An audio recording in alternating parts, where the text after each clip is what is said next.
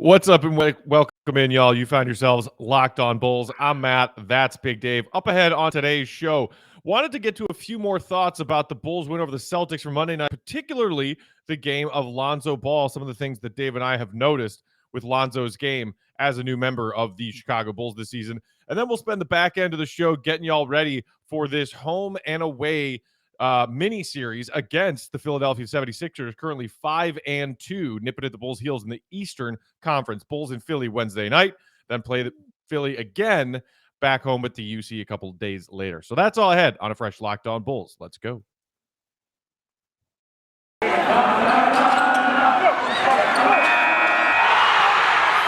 You are Locked On Bulls, your daily podcast on the Chicago Bulls, part of the Locked On Podcast Network, your team every day. Here are your hosts, Matt Peck and Big Dave Watson.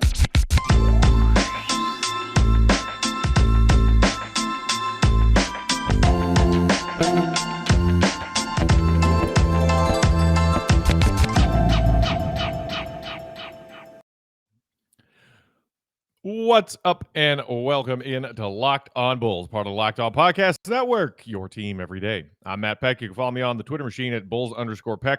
You can follow my co-host Big Dave at BAW, B-A-W-L Sports, and you can follow us at Locked On Bulls. Shoot us a text or drop us a voicemail at 331-979-1369 for our weekly mailbag episodes. Today's episode is brought to you in part by McDonald's, proudly serving communities since 1965. 4 years before we went to the moon, people were eating McDonald's burgers, Dave. McDonald's has always been more than just a place to get tasty, affordable food. It's an unofficial community center. A big thank you to our friends at McDonald's for always being there. I'm loving it. All right, Big Dave.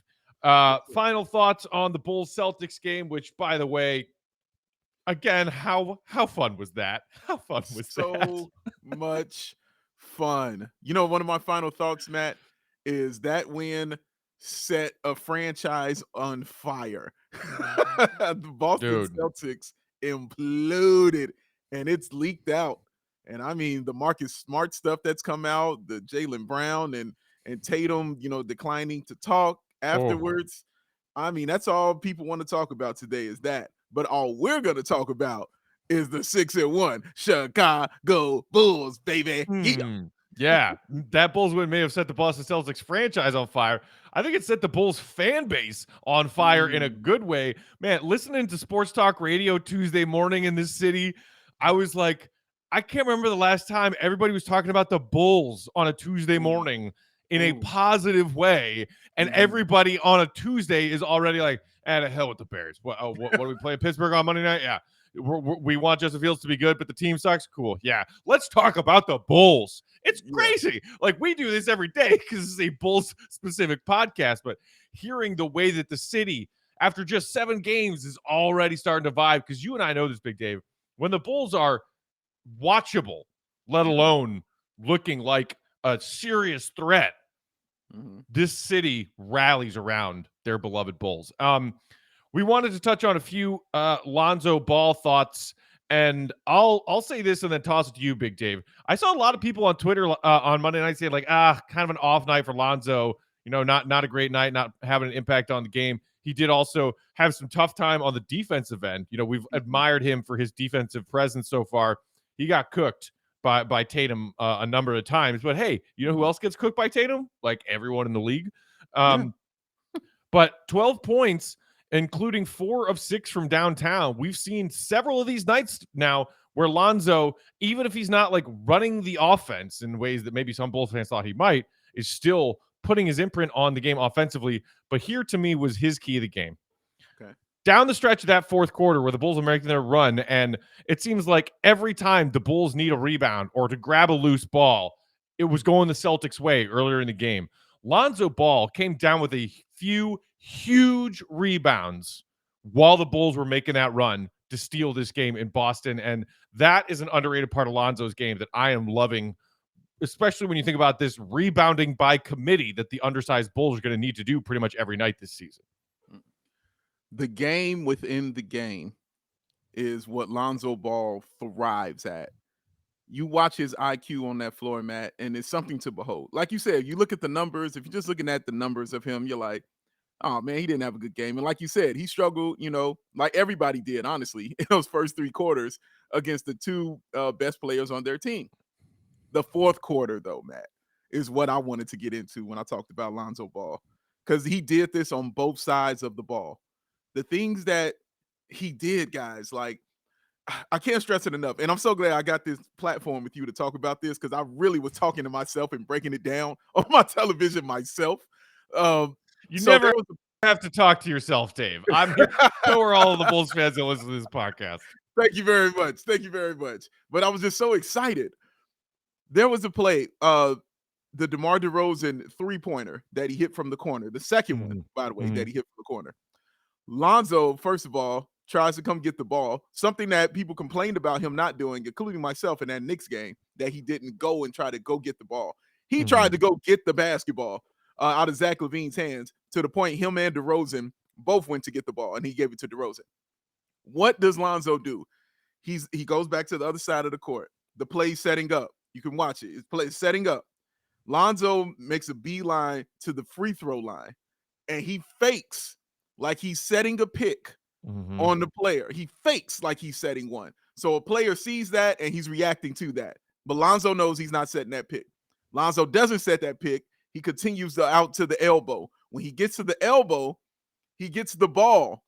When they give him the ball, Matt, a half second, just half second, not even a full set, but just enough to tantalize and tease the defender, to make the defender jump at him, because he was 4 of 6 from the 3-point line. Just enough to make the defender jump at him. He just got it. Tiny set. And when that defender jumped, oh, here you go, DeMar DeRozan, right in the corner. How about you hit that 3-pointer that you just hit on the last possession?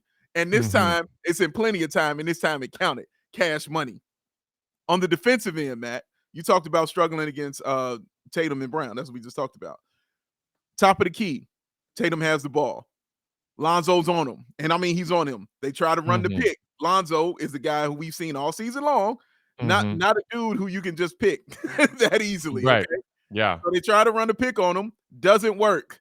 He slides over to the next defender when the ball comes. They switch immediately. Lonzo stays with that defender, disrupts him when he tries to get to the bucket. And when he kicks it back out to Tatum, who thinks he's going to be open, who's back in front of his face? Lonzo Ball with his hand up. And guess what? Clang. Miss. Rebound. We going the other way. The game within the game that he is doing is something the Bulls have not had in a point guard in a very long time. He does not have to go out there and get all the points, get all the assists, all the rebounds. He has to set the tone, and he has to be smart. That's all he's doing out there. The IQ is on full display, Matt, when I sit there and watch him, and I just honestly marvel at it. And he needs more credit for what he's doing night in and night out that doesn't show up on the stat sheet. Yeah, there was another really impressive defensive possession late in the game when the Celtics were like flailing and struggling to score buckets, where I can't remember if it was Tatum or Jalen coming around like a double drag screen, and it was Lonzo and Caruso kind of tag teaming that situation, and they just played it perfectly. I mean, you talk about not only Lonzo's ability to be fighting over screens, but the way that and Caruso even kind of like got, thrown in jail, as they say, like behind the guy who ended up going to the back, but like still stuck with the play, came back, made this amazing swipe from behind the guy. Some of the things that you've seen from Lonzo and Caruso on the defensive end, including when the Bulls were making that clamp down run on Monday night, finally getting some stops. But you're also right to point out the contests and the ways that Lonzo closes out. Because when the Celtics were making a run in the first half, I thought that there were some poor closeouts from other members of this Bulls team. And yes, no surprise, Zach and DeMar were 2 of the guilty parties on transition buckets for Boston, where I was like, that's bad transition defense, and those are bad closeouts. And you could tell, like, it prompted, I think at one point, even 2 quick succession Billy Donovan timeouts, and he was pissed. He was like, guys, for our defense to work, You got to hustle back, and you've got to attack those closeouts. Our perimeter defense has to be focused 100% of the time because we know what we're giving up on the inside, okay? Lonzo's contests are always – and guess what? Tatum and Brown were both making ridiculously difficult shots through most of that first half. Like you said when we recorded the pod after the game, like, hey, if you're just going to, like, hit 65% from downtown on a night when even you're making the tough ones, nothing we can do about that. You kind of had this hope and this feeling. Maybe if you keep contesting and keep focusing on getting those closeouts, they're going to start missing some of these difficult contested shots. And that's what happened.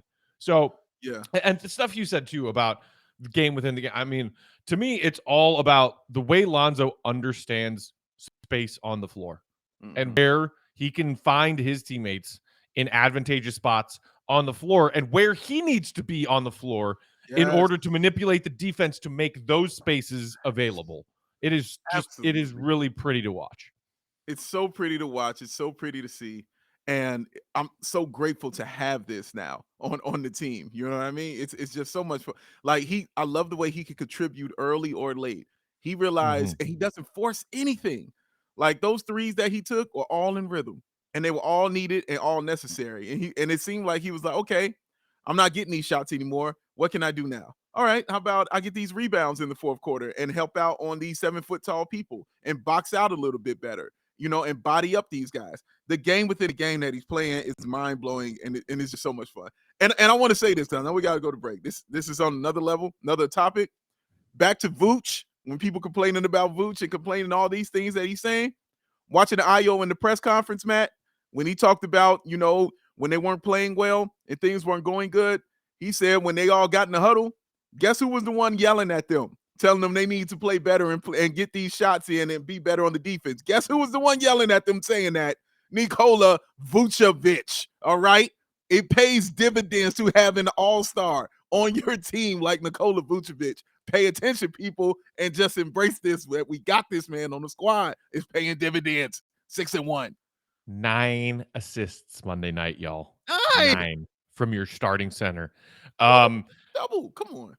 Come on. Speaking of doubles, I think that's like some kind of hamburger option you can get at the McDonald's menu, right, Big Dave? You know what, Matt? Let me tell you about some of them doubles, since you want to say that, talk about that. I love a McDouble. Oh, I remember when those McDoubles, man, when they became 99 cents. Let me tell you something. On that dollar menu, me and that dollar menu were best friends, y'all. Oh, yeah. I remember the nights, late nights, going in there with a handful of change, quarters and all, just like, hey, let me get 3 McDoubles, let me get 2 McChickens and a fry. Oh, you ready to count this out, drive-through person? Let's do it. 1, 2, and it didn't matter. They never made me feel like I was less than. They understood my situation. I was hungry and I needed to eat. This is the change I had to give them. Currency is currency, Big Dave. That's what it goes like, and that's how it counts, baby. And you know who walked away with a bag of delicious McDonald's? This guy right here. And you all can do the same thing, man. McDonald's is always here for you. They got the foods you need. You need your Wi-Fi. You need some place to take your kids. You need to have your birthday parties. They got you all covered, y'all. After a good bowling night, you could go to McDonald's, man, and get you a high C orange, because that is always my favorite thing ever. So head to your local McDonald's to refuel and reconnect. Ba-da-ba-ba-ba, McDouble. All right, moving on. Let's talk about this little 2-game mini-series the Bulls have on deck at the back end of the week against the Philadelphia 76ers. 5-2 out of the gate for Philly. Their 2 losses coming at the hands of both teams over there in NYC, the Knicks and the Nets. I guess what you would call their most impressive win of the season so far would be a blowout win over Trae Young and his Atlanta Hawks. Sixers got a win on Monday to start the week against Dame and the Blazers, and no Embiid in that one, but no injury was noted, that they just gave him the night off for rest. Because you're talking about a guy who, I mean, going into the middle stage of last season, many believe Big Dave to be the MVP frontrunner in front of Nikola Jokic. But what happens? An injury. Embiid misses time. Second straight season playing only 51 games. So clearly the Sixers, especially with Ben Simmons and his whole situation doing what they can to keep Embiid healthy and give him some nights off throughout the season. But impressively, Sixers able to win with no Simmons, no Tobias Harris, who a couple days ago got put into the league's health and safety protocols, and no Embiid. I mean, it was a big night for Seth Curry. I think he had 23 points. He has been lethal for them. He's shooting 54% from downtown so far this season. But when you think about all the chaos that the Sixers had to endure during training camp to start their season, the Ben Simmons drama, still showing you that they are a deep team and that even with pieces down and pieces missing, they are a tough game to win. Oh, every single time, because even with all that drama and things going on, they still got arguably the best center in the league on their team in Joel Embiid, who is still in his prime, ladies and gentlemen. This dude is a monster, inside, outside. What's always impressed me the most about Embiid, Matt, is you can't foul him because he will go to the free throw line and go 11 or 12. Like, he'll do that easily. 83% so far this season from the free throw line on almost 9 attempts per game. There are guards who don't shoot that ever. All right. Yeah. Like, that is impressive what he does. Can shoot the three, can put it on the floor, but play the post, whatever you want, he will give it to you that way. He is an incredible player. And you still have Doc Rivers. I know people don't like Doc Rivers, but say what you want. In that regular season, Doc is a beast. Doc can actually coach, man. And please, he has a ring to show you, yeah, I'm pretty good at this. All right. No matter what you might think about it. Chi-Town represent. Hello. But yes, they are a formidable team, Matt.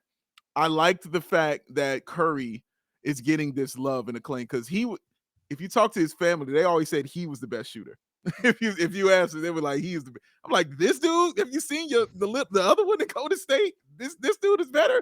And then you look at it like, oh yeah, you might be right. Like 54% from three is really, truly ridiculous. He has been special for them, man. They needed all that. I'm trying to think. I can't think of the young man's name from overseas who was on their team. The really, really good defender. Is it Thibault? Matisse Thibault. Yeah. Thibault, incredible defender. Great defender. I really, truly enjoy watching him play defense. And if you watched him in Team USA, he did the same thing there. He was a problem on the court there, but he is an issue. He is a problem. But the Bulls might catch a break, Matt. They might catch a break. Because not only does Tobias Harris, like you said, in the health and safety protocol, Danny Green is going to miss that game as well. So he'll be out also. So they'll catch a break with those two dudes being out. But still, in fact, as Matt just said, even without those pieces, they still had a great game, even without their best player on the floor, man. So, yeah, those dudes are still really good. I mean, you mentioned Thibault, just incredible what he's shown people with his abilities on the defensive end. And in his own right can really make an impact on the other end as well. He can, he's not some kind of elite shooter or anything, but he can find ways to score with his athleticism. And he's just one of several useful pieces. I mentioned their depth. Thibault is kind of the Caruso of their bench so far this season. He's, he played 27 minutes for them off the bench Monday night against Portland. Niang playing big minutes, although, with hope, assuming Embiid coming back and then Drummond not having to start, maybe Niang's minutes come down a little bit in this Bulls mini series. But, they got Milton off the bench as a quality depth piece. They got maybe one of John's favorite NBA players' names to save. Names to say, freaking Korkmaz. Freaking Korkmaz. It just sounds like wrong every time you say it.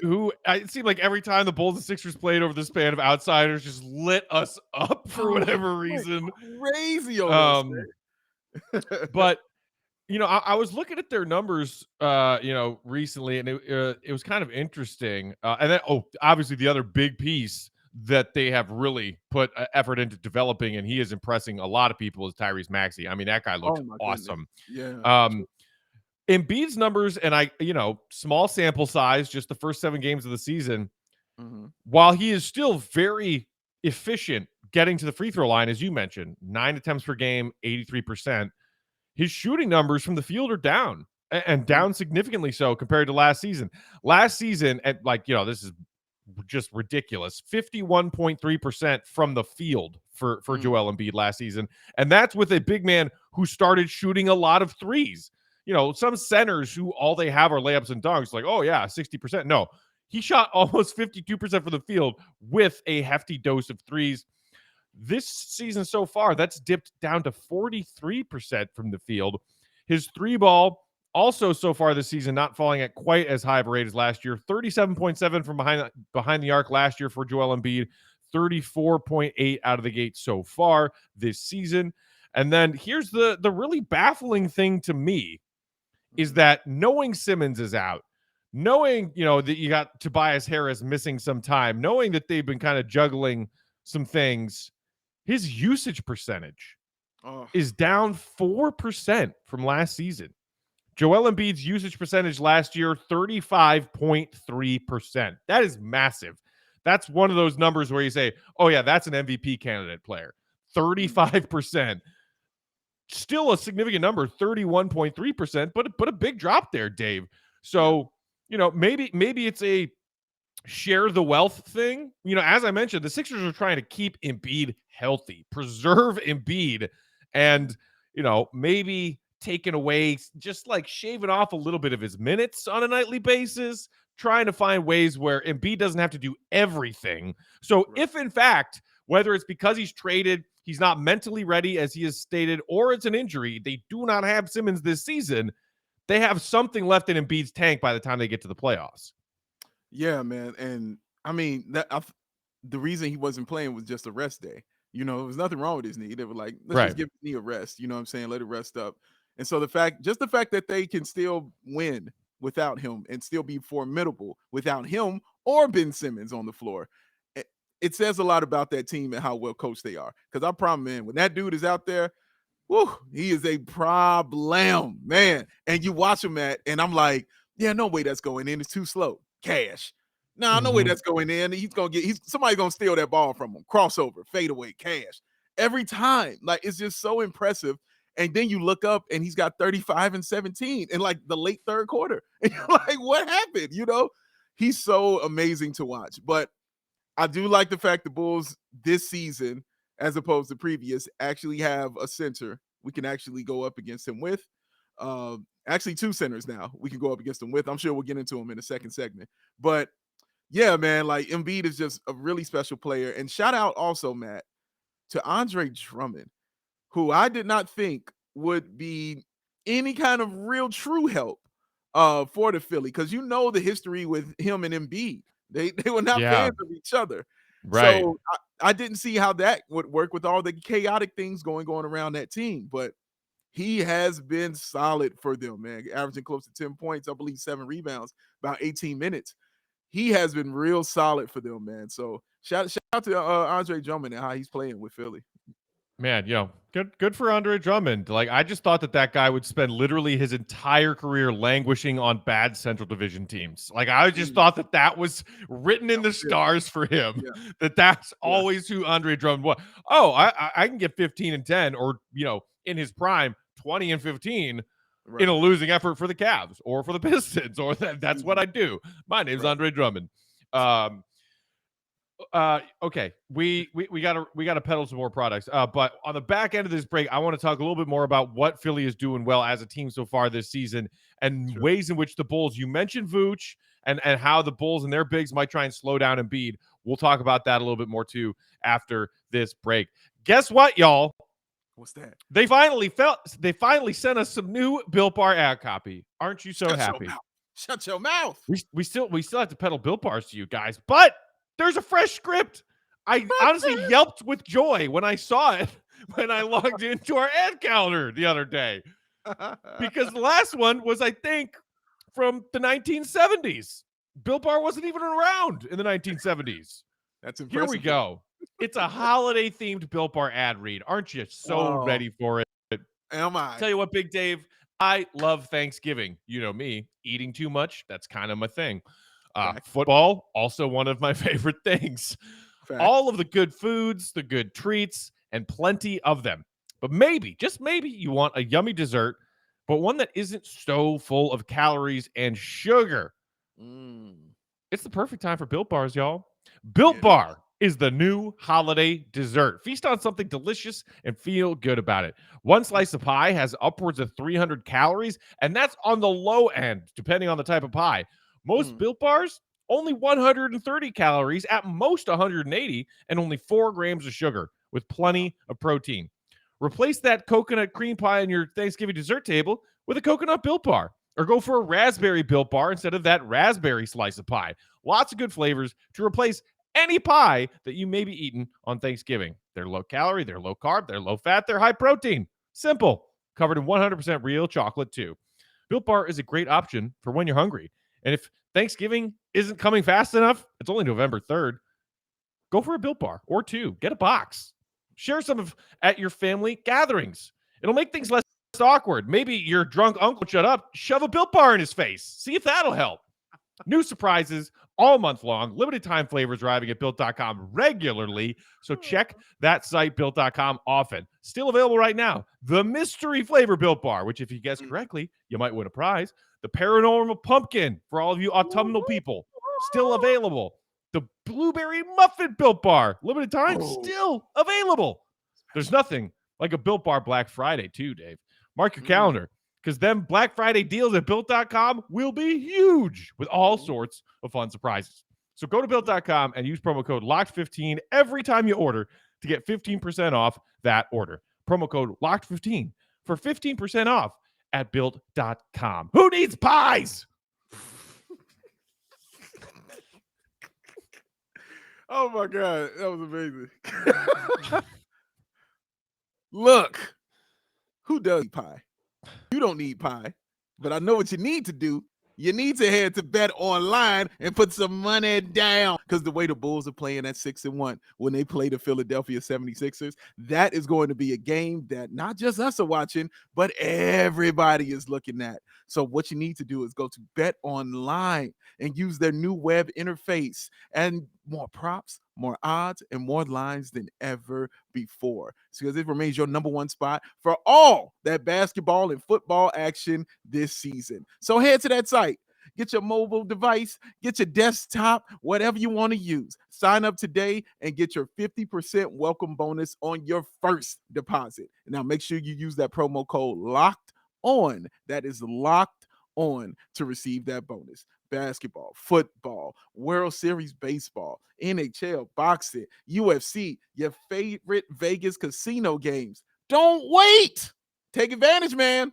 Take advantage of all the amazing offers available for this 2021 season. BetOnline is the fastest and easiest way to bet all your favorite sports. BetOnline, where the game starts. Sports. Slowed it down for you. I like that. All right, moving on. A few more thoughts about this Philly team the Bulls are going up against in these 2 games. It could be an amazing statement if the Bulls are, a split would be nice. If the Bulls could beat this team twice in the span of a few days, like, oh my goodness, then maybe people will finally say, the Bulls. Oh, going crazy. Philadelphia 76ers, Big Dave. I mentioned that Embiid's shooting numbers have come down a little bit, at least out of the gate this season. As a team, a league best 49.2% from the field. And as a part of that, the fourth best 3-point percentage across the NBA. But similarly to the Bulls, Philly's shooting 38.1% behind the arc. The Bulls 38.8, just a tick above the Sixers. Kind of like the Bulls, they don't actually shoot that many for as well as they shoot them. They're kind of a middle of the pack, like kind of back end of the middle of the pack team as far as 3-point attempts per game at where are they here? 34.9. So 35 threes per game, whereas the Bulls are all the way down dead last in the league at 27.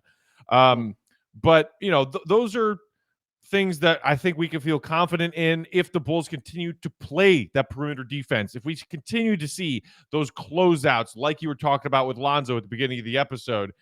And one area where maybe, stopping Embiid is going to be a whole challenge just to itself. We'll get that in just a minute. But if you might be thinking, they got Embiid, they got Drummond, they got all the, Korkmaz is like sneaky big. They got all the size. Surprising. One of the most surprising things I saw when I started scouting the Sixers yesterday. Lowest number of rebounds per game in the NBA. Really? There are only 2 teams in the NBA so far this season that have fewer boards per game than our Bulls, and one of them is the Philadelphia 76ers. Wow. I don't know how that's possible, but hey, good news is maybe the Bulls find themselves on the winning end of another rebounding night where you're making group efforts on the boards to make up for that lack of size. But those are all fringe things around clearly the one big thing here, which Big Dave is, can Vooch and or Bradley and or, oh dear God, whoever else they try and ask guard him, good luck to you, slow down while the Bulls perimeter defense contains the splash it out, spray it out shooters that they have that we've mentioned. Korkmaz could shoot, Seth Curry can shoot, etc. Yeah, Embiid is going to get his. I mean, I think we are kind of resigned to that.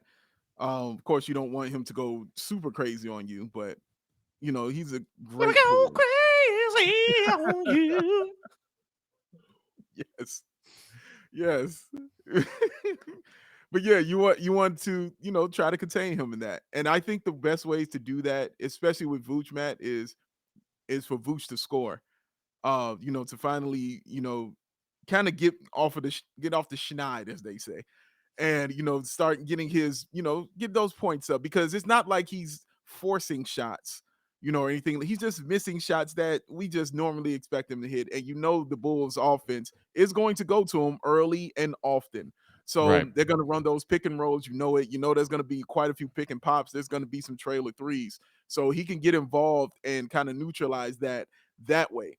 The other way, obviously, is Tony Bradley, because Tony Bradley knows a little bit about Joel Embiid, because he played also with the 76ers. Why do I remember this? Because I remember the Tony Bradley game when he came here to Chicago and lost his mind when Embiid was sitting out, and he didn't miss a shot that game. I remember it, and I remember after the game, Embiid tweeting saying, "Screw it, build the team around Tony Bradley." Like, I remember that, because that's how bad he was whooping us. All right, so he has an idea a little bit on how to play with a guy like Joel Embiid. We saw how that came into how that came in handy when he played Rudy Gobert, who he had spent 3 seasons with. So he had a little idea how to play with Gobert. Gobert had a little trouble playing with him. So I wonder if that's going to have that same effect, when he goes up against Embiid. But it's going to be interesting, Matt, because Vooch can be that offense and Bradley could be that defense. And together, that's a good way what you can match what Joel Embiid's input is going to be. Yeah, I mean, I like the idea of, okay, how do you try and neutralize Embiid in some way, attack him on the defensive end?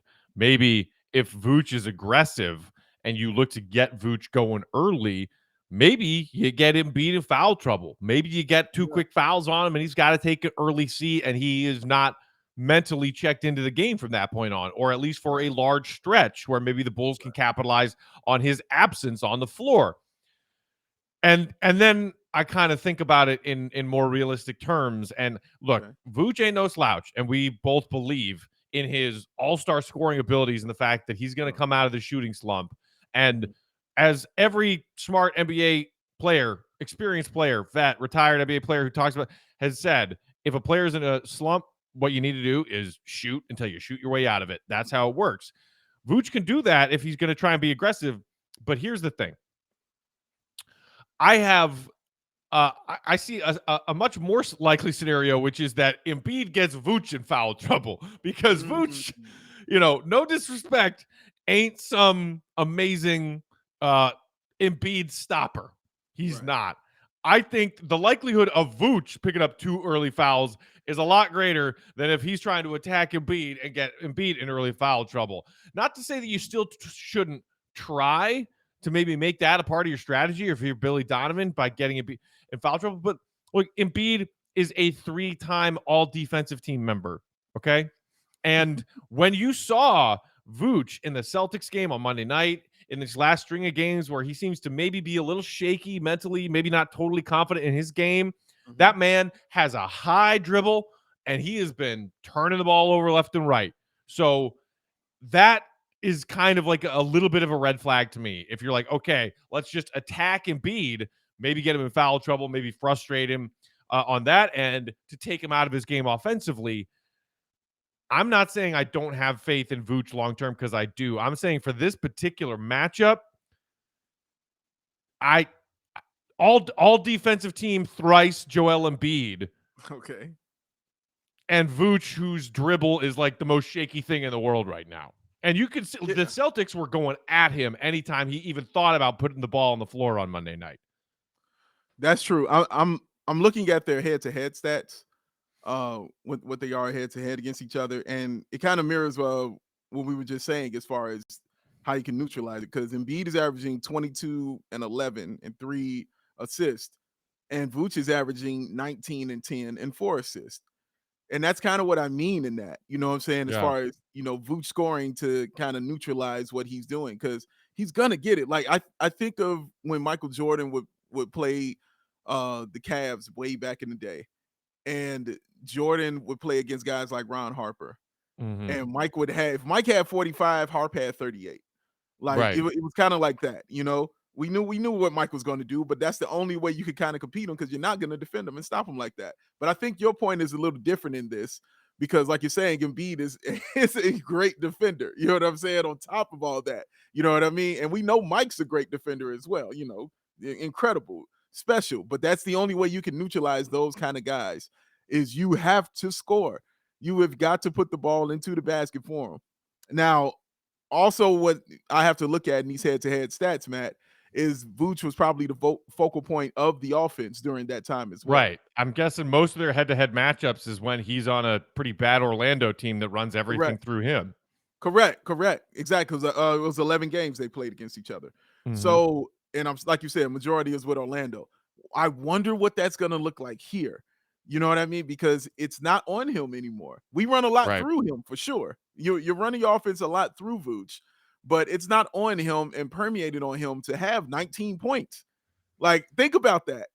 Like, you can win the game and he doesn't have 19 points. I didn't say an astronomical number. I just said 19 points. And I'm like, he don't even have to have that for you to win. So that's why I want to look at that and see. But I still think that's the best way to go at a guy like Embiid, though. Somebody that great.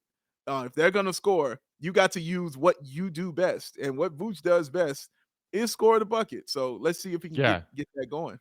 I mean, if Vooch can even flirt with neutralizing his production versus Embiid's, that is a huge win for the Bulls. Because you look at, okay, the Bulls, especially right now, no Simmons and no Tobias Harris, the Bulls' other weapons or the Sixers' other weapons? Because give me the Bulls' other weapons. Every day. If Vooch and Embiid is even close to a wash, you got to feel like the Bulls have a good shot to win that game, either of these games, both of these games. Hit us up if you have any thoughts about this Bulls-Sixers matchup that we got on deck. We will get to some mailbag later on in the week. So hit us up on that text to voicemail line at 331-979-1369. You can also email us, lockedonbulls@gmail.com. And shoot us a message on Twitter. I am at Bulls_Peck. He is at BAWL Sports. So we are at Locked On Bulls. Follow us if you aren't already. And subscribe to that Locked On Bulls YouTube channel. Maybe we'll do another live one after the Sixers game. It is another 6 o'clock tip-off. God, I love these 6 o'clock tip-offs. Oh, so great. So amazing. So great. Yes. This is the fun part. Then we're like, oh my God, 9:30. Oh my God. We're a week Damn away. you, West Coast. Yes, damn you, Warriors. For Big Dave, I'm Matt. Thanks for listening. As always, Bulls Nation, we love you. See you, Red. Be good. Peace out. Go get 'em, Bulls.